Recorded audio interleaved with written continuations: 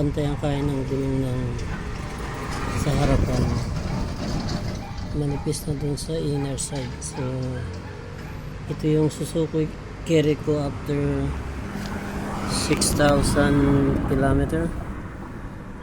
Napansin ko na hindi na pantay ang kaya ng gulong niya. So kakagaling ko lang sa kasa kanina for service. Libre naman ang chainsaw ko kasi kasama sa package yan.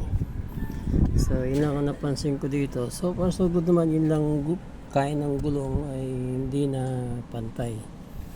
So malamang ay sira na yung shock absorber support niya. So sabi naman kanina ay warranty at by January nila papalitan. Libre naman, bibigyan daw nila ako ng 2 gulong.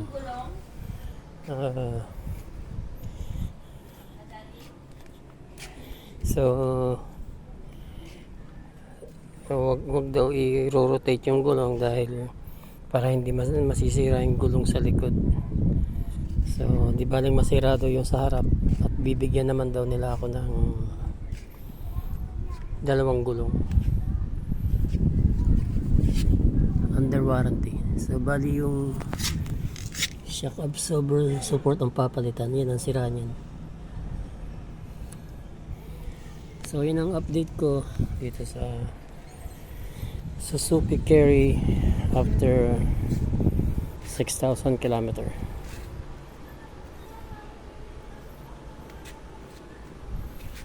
Pero nung isa pa dyan ay tumipid siya sa gasolina after mga 3,000 km.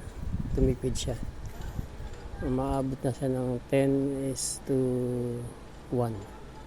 I mean 10 km per 1 liter.